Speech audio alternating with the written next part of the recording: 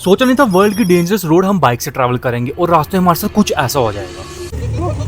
So hello भाई और उनकी बहन हो तो डे 3 की सुबह होती है हमारे गुलाबगढ़ के कुछ इस तरह के रूम में, जो कि हमको पड़ा था 450 रुपए में। अगर इनका नंबर चाहिए तो मुझे मैसेज कर दो। और आज हमको जाना था मिंदल माता, और जाना भी हमको अपनी बाइक से था क्योंकि टेम्पो में जाते हैं तो रास्ते के मजे मिस हो जाते हैं। और मैंने सुना था कि ये रास्ता वर्ल्ड की डेंजरस रोडों में आता है। और सुबह के 9 बजे हम निकल गए। ये जो एक रास्ता सीधे जा रहा है वो जा रहा है मचेल माता को, और जो राइट साइड को जाएगा वो जाएगा मिंदल माता को। वैसे ये लेफ्ट साइड ऊपर कौन सा गाँव पड़ता है मुझे कमेंट में बताओ। और गुलाबगढ़ से मिंदल माता 75 किलोमीटर पर। 75 किलोमीटर ऐसे वैसे नहीं, बहुत ही ज्यादा डेंजरस। ये 75 किलोमीटर क्रॉस करने के लिए हमको कितना टाइम लग गया है वो आपको लॉन्ग व्लॉग में ही पता चलेगा। ऊपर बायो में लिंक पे क्लिक करके देख भाई। सोहल क्रॉस करके एक ढलान आती है, वो एकदम सीधी, उसको क्रॉस किया बिल्कुल धीरे धीरे धीरे। आगे चलकर एक जगह हम रास्ता भटक गए, पर बाद में पता चला कि एक रास्ता जा रहा था चिट्टो माता को, दूसरा जा रहा था मिंदल माता को। और रास्ते में इतने प्यारे प्यारे व्यू आते हैं तभी मैं विंडो सीट नहीं लेता, बल्कि बाइक से ही चले जाता हूँ ताकि ये व्यू मिस ना हो जाए कहीं कैप्चर किए बिना। और रास्ते में ऐसे मोड़ और ढलाने आया जिसको देखकर ही रूह कांप जाए, पर हम कैसे चले गए ये तो मुझे पता नहीं। कुछ देर के बाद हम पहुंच गए पांगी वैली। यहाँ पे हमको आना नहीं था, पर रास्ता भटकते भटकते हम यहाँ पे पहुंच गए क्योंकि हमारी बाइक हो गई थी पंचर और कोई शॉप हमको मिल नहीं रही थी संडे के कारण। इतने में हमको दिख गया एक ढाबा। ऊपर से सुबह से हमने कुछ खाया नहीं था, हमने कहा पहले पेट पूजा फिर काम दूजा। खा पीकर बहुत मुश्किल से संडे के दिन एक पंचर वाली दुकान खुली हुई मिली, और ये भी ये बोलते हैं हम 24 आवर्स से यहाँ पे अवेलेबल होते हैं। ये रहा भैया का नंबर, अगर आपको जरूरत पड़े तो इनको कॉल कर देना, ये वहाँ पे पहुंच जाएंगे। फिर कुछ देर के बाद फाइनली हम पहुंच गए मिंदल माता। अब यहाँ से हमको चलना था कोई 200-300 मीटर। चलो मैं तब तक ये चढ़ाई चढ़ता हूँ और मिलता हूँ आपको कल के व्लॉग में। तब तक